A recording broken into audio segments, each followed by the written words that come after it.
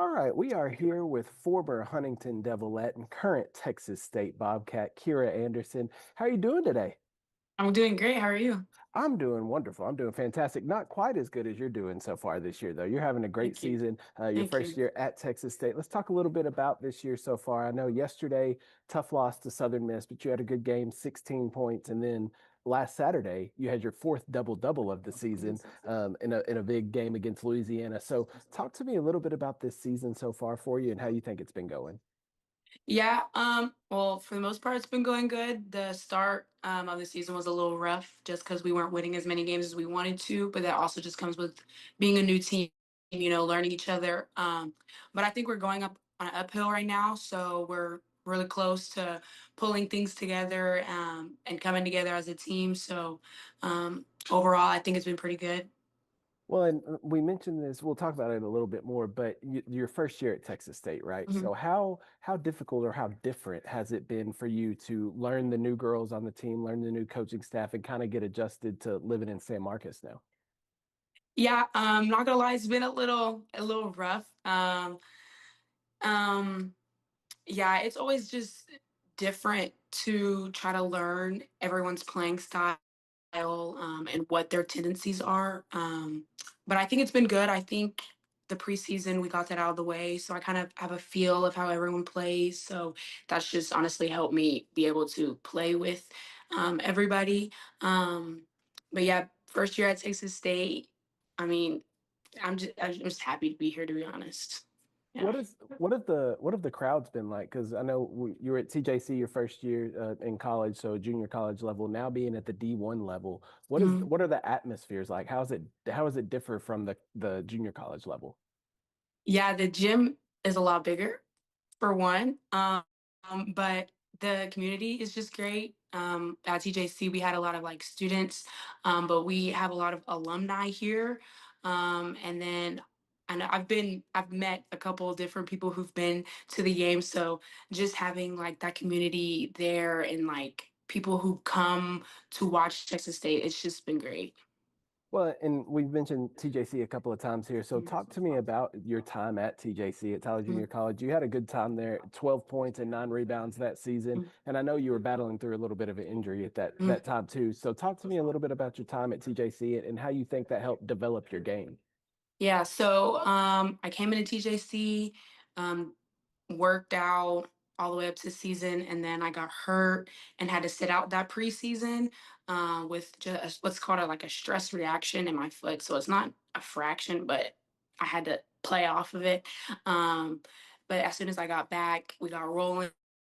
We ended up being in second and then going to the conference tournament, which was great. I loved my time at TJC. I definitely recommend going JUCO. I don't think anything's wrong with it. I think actually going JUCO and playing with Division I talent because there is this Division I talent at junior colleges.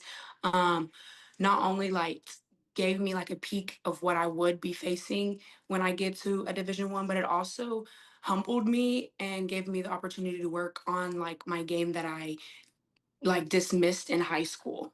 So That makes a lot of sense. And that I'm glad that you said that because there's kind of a negative stigma, I guess, right. to coming out of high school and I got to go to a junior college. But no, Hmm. like you get to go to a junior college Right. and develop. So Right. how much do you think your game has grown from your first year at TJC to where you are now at Texas State? Yeah, I definitely think it's grown a lot. I think it's more of like the confidence portion of it, especially like mid-range jumpers. I think I've gone really consistent at those. And then faster. I feel like I've increased speed, which is always good, especially at my size. So yeah.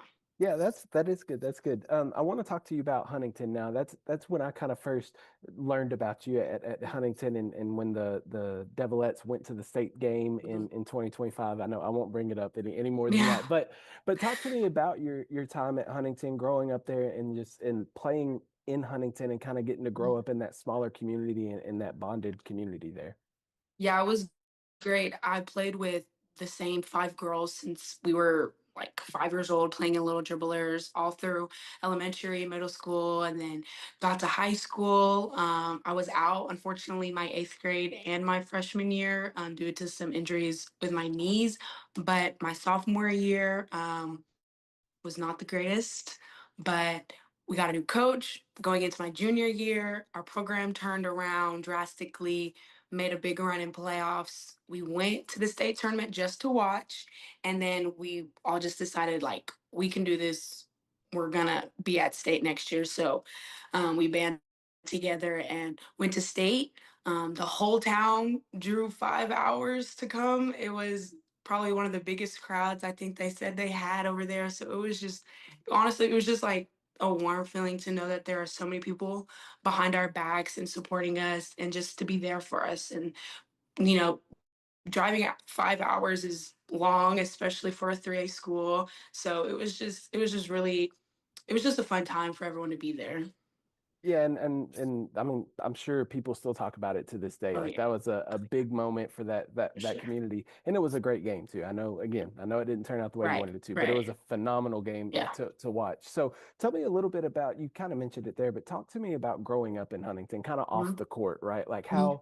how was life off the court, and how was growing up in Huntington in that area? It was very limited. We had one red light, one grocery store, one gas station. So it was very limited, but I had a really good group of friends. So we would always just hang out outside of school. I was always in the gym. So there's not really much, like, there's not a lot of things to do besides get better. So I honestly was in the gym a lot. But other than that, I was at my church or hang out with friends, just something very low key, just because we didn't have very many things to do. Well, I mean, being in the gym worked out, right? It Right, right, got you to where exactly. you are now, so that Exactly. it all worked out. Well, let's talk a little bit more about Texas State. A 7-9 overall record, Mhm, 3-3 in conference play in the Sun Belt right now. On Saturday, you're playing Troy, and that's the first of three games mhm. at home for the Bobcats. So first, two-part question. First, how big of an advantage of it is to play at home? How big of your home crowd is an advantage? And then secondly, what are your expectations for the rest of this year, and what's it going to take for Texas State to go on a roll and punch their ticket into the big dance? Yeah, I think home court advantage. We practice here every single day. We know our spots on the court. We know where the lights hit. Also, just having our fans and our family there, because I know a lot of our family will be in town for that game. So having them there is just a good feeling. Um, and then also, um, sorry, what was the second question? Just kind of your expectations for the year Oh, and right, going right, right. forward the rest of the Yeah. season. Um, I'm not sure what my expectation is always high, so I always want to pull out with dubs every single game. I just think that it's really just us coming together. We have a team full of highly skilled athletes, and everyone brings something different to the table. We just all have to come together and put the pieces to where they need to go on the puzzle and play together. That's really it for us. Yeah. Last thing I want to ask you, then I'll let you get out of here. You mentioned how much family and friends were going to be at the Mhm. game this Saturday, and the support. I want to ask you about that, the support that you get from back home and family and Mhm. friends, because I know when we post about your performance in a game or something, like it'll blow up on social media, right? Mhm. And people will be sharing it and talking about it. Mhm. So, do you feel that, and how much does that support mean to you from back home? It's great. I always have everyone texting me back home. I have people sending me little videos of them watching, and it just feels so good. I'm very much a family person, and just to know that they're watching or that they saw and they commented, it really means everything to me. It just makes me feel like loved, very loved when I see that.